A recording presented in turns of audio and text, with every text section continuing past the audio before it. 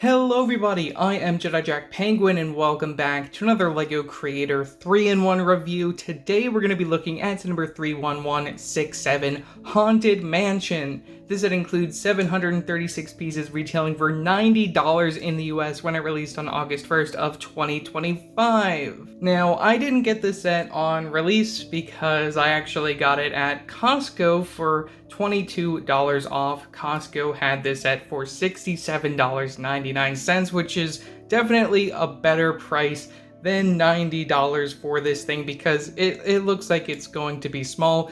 We all know the price for this is the price that it is because it includes all of these really cool monster minifigures, which a lot of these we haven't really seen in recent years, so it's nice to see LEGO put them in a set modern day. Talking box art, we have a spooky night setting with the moon and the stars. We have some clouds, that geometric style that we've seen for a lot of these other Creator 3-in-1 sets, which I really like, as well as your two alternate builds, which you can get an even better look from the backside, and you'll also take a look at the interior for the Haunted Mansion itself. Again, it looks very, very small for the price, but we'll talk more about that when I actually build it.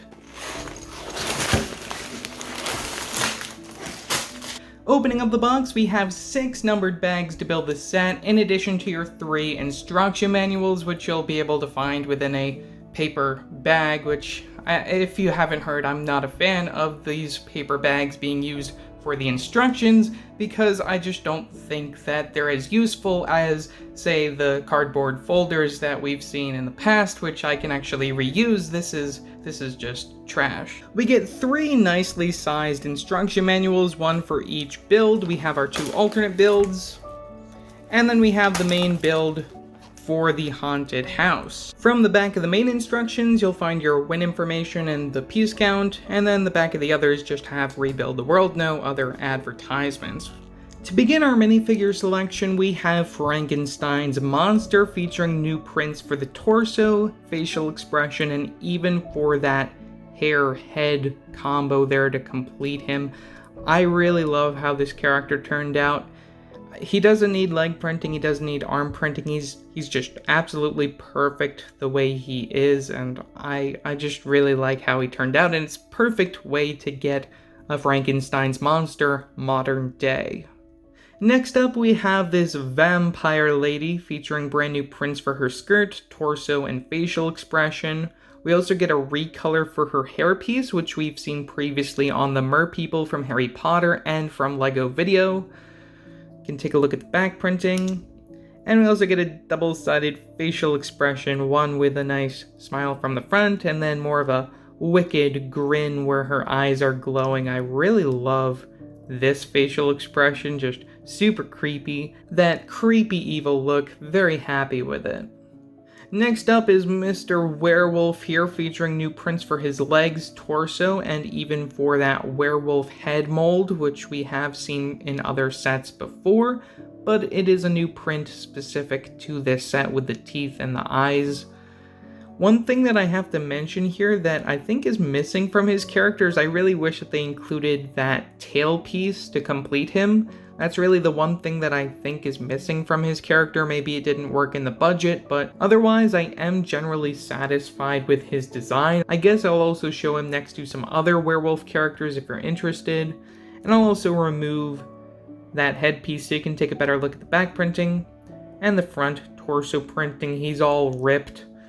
Super cool werewolf guy. One of 2 classic LEGO figures in this set getting modern redesigns. We have this ghost, which features this brand new sheet piece for just the face of the ghost. You can see it's a different shaping compared to what we've seen in the past. The one trait that this ghost does retain from its previous versions is the fact that it can still glow in the dark. They use the glow in the dark color to allow this whole ghost to look really cool when you expose him to bright light, and then later on turn off the lights. I just think it's really cool how he looks glowing in the dark, that same neon green glow. I'll also remove the sheet if you're interested just to see what's underneath. It's a plain black head and then a plain white torso and legs, no printing at all.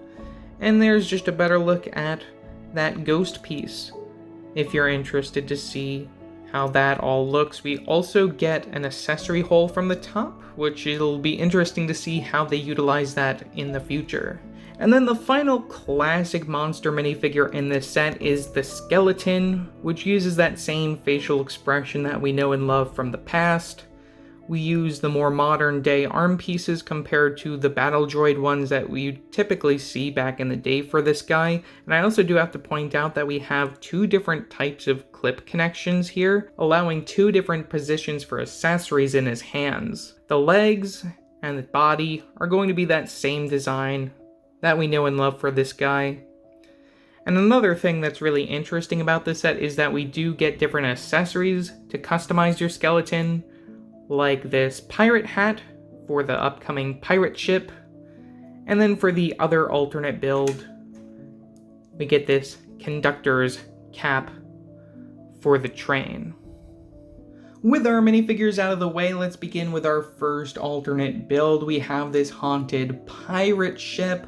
As an alternate build, you do not use all of the pieces included in the set. You will end up with a number of extras that you can use with the pieces that you build this build with to create that final overall model for the haunted house. First thing I have to say is I just think it's really funny to have all of these monsters and ghouls as part of a crew of a pirate ship.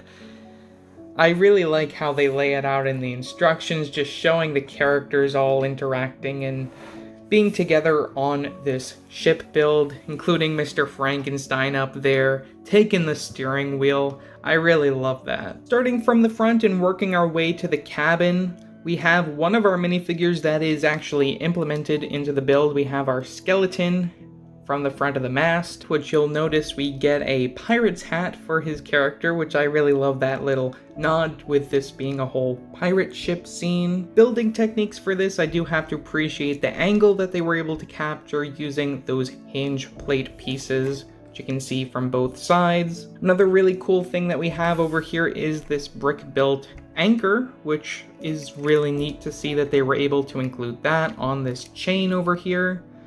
Not too much going on the deck there, which there isn't even really too much space to stand your minifigures. We do get this little fenced off area as a way to make sure your characters don't fall off the ship unless they are indeed walking the plank, where they do utilize two of our printed wood pieces for that build. Another thing I guess I should mention is that we do have these cylinder pieces poking out the side of both sides of the build to represent some cannons, even though, again, you don't really have too much going on inside the build to even represent that. The main sail build, it's interesting to see them use these gate pieces for the sails instead of just like the typical sails pieces that you would see for a set like this. It really does give it personality, and it's just, again, really interesting to see how they were able to use the pieces that you would be able to normally build for like a haunted house to create a pirate ship of all things. Up above the sail, I do have to point out that there is a spot where you can stand a minifigure up here. And we also get a little bat. Moving right along to the main cabin build, you can see inside through the windows, but we do have two access points, one being the door over here, which we can open and close. It's a little hard to see, there you go, we can open and close the door, and you have some steps leading up to it. Or really the main way to actually access this interior is to just remove this top piece where we have the steering and everything. Nothing really too exciting going on in here. We do get one of our two printed pieces in there for a portrait, which I'll show closer up when we actually look at the haunted house, and you also have a little table there with a gem. I do really like the shaping for the back of this. Everything else is kind of blocky, especially from the front, but again, they're really just doing what they can with the parts that they have that would typically be used for the haunted house build. I guess I really should show you that there isn't too many studs connecting this top section, so it is nice and easy to remove if you want to. Get a little lantern from the back, and then plenty of room to stand a character. I do think it's really clever that they're using this gear piece as the steering wheel. They include some candle lights and then some golden decorations, probably left over from the piano organ, which you'll find in the haunted house. On to the next alternate build, which I certainly think is a step up from the last one. We have the haunted train with station. Now, as an alternate build, you do end up with a number of extra pieces that you can use with the pieces used for this build to create the main build for that haunted house. Starting with the station, one thing I have to appreciate is all of the standing space for your minifigures here. You even get a little bench, so if you want to sit a minifigure on the bench, you can do so. Speaking of the bench, we do get some printed pieces. We have those wooden boards, which you'll see a lot more on that haunted house build. You'll also see it within the train itself.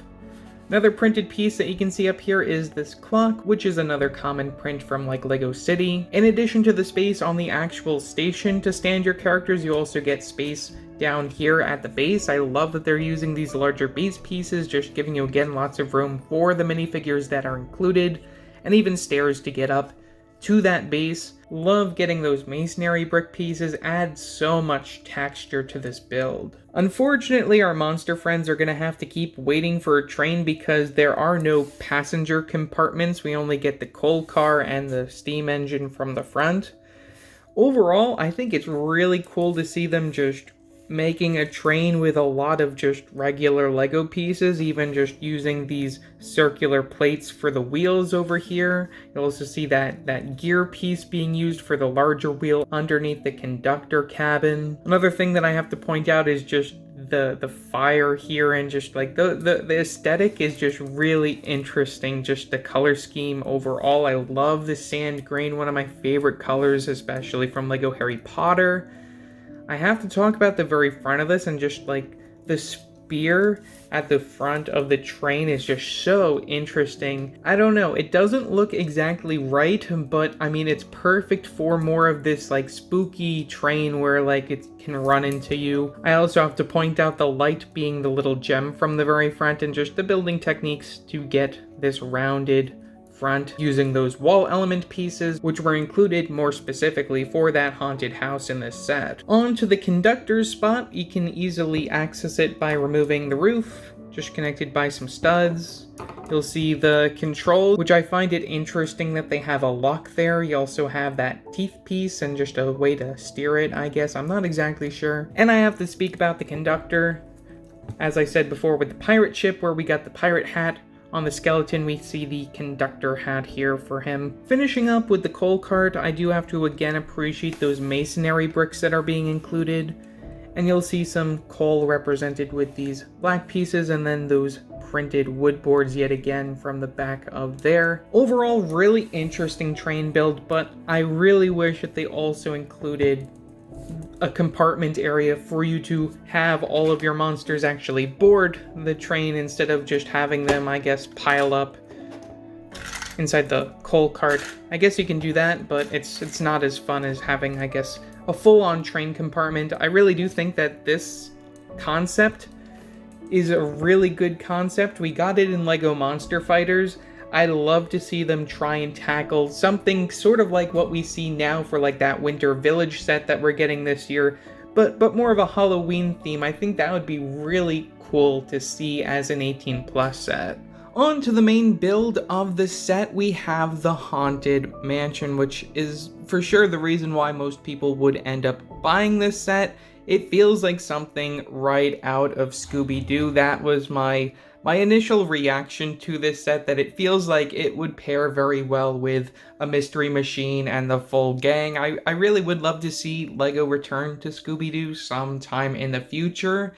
Seeing that Lego Speed Champions is open to doing animation, I really do think that that is very likely where we could see a new minifigure scale Mystery Machine, unless they do something similar to like what we saw with the DeLorean, something big like that. I mean, I would definitely prefer something minifigure scale. Right off the bat, I do have to say, your minifigures, they look like they're all at home. You have all of them spread out throughout the set. I did hide the ghost up here. Nice little happy hiding spot for him, unless you want to throw him maybe behind the balcony there. Just plenty of spots to have your minifigures outside the build, in addition to inside where we have a little bit of an interior. Looking at the side build included alongside the house, we have this little gated area. I do have to note that there is a lock on here, though you can easily open and close it as you please. This piece is a menace. I don't like it because it keeps falling off. Wherever you put it, it's supposed to be there on this build. It was falling off all the time on the train build, but otherwise I do really like how this turned out. You can also lock this up if you really do want to by just moving that chain, and I'll spin it around so you can take a look at the back side. The haunted house can be displayed in a number of different ways, first being of course this facade here, or you can use those hinge plates to fold it all up, make it a little bit different here. I do think it's really interesting that it completely folds in on itself, allowing it to be fully enclosed. You'll also notice down here that we have one of those different type of clip connections and a regular clip connection to make sure that this does stay together a little bit. It isn't a strong connection, but it does the work. And then of course, in addition to just having that front facade, we do end up getting this whole interior, which again, if you don't care for that, you can easily just fold this all up and hide it away. One of the first things that you build for this main model is this scary tree guy, where you get those printed eye pieces, which are pretty common. I like the teeth on the tree. I just think it's a really funny design. It reminds me again of Scooby-Doo, that Mystery Machine set, so it's really cool to see them give that little nod, and also something that you could probably even use for Wicked or Wizard of Oz. I think it's really nice that they included it, and that it is removable from the situation, so you can just have him as his own little thing. Another little side area to the house is this little haunted graveyard, where you get some tombstones, a little pumpkin, and also a skeleton leg, which I think is really cool that they were able to include that there. I do like just the angling over here for this back tombstone using that Nexonite shield piece. On to the main house itself, sand green, again one of my favorite colors from Lego, something that brings me back to the Lego Harry Potter days when they used that color.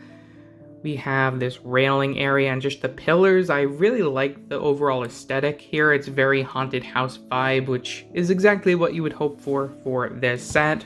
Front door uses that little stick piece with the stud on the end for the doorknob, which allows you to open and close it as you please. You'll find a lot of these 1x4 tile pieces for the wood planks, covering up the windows all throughout the build.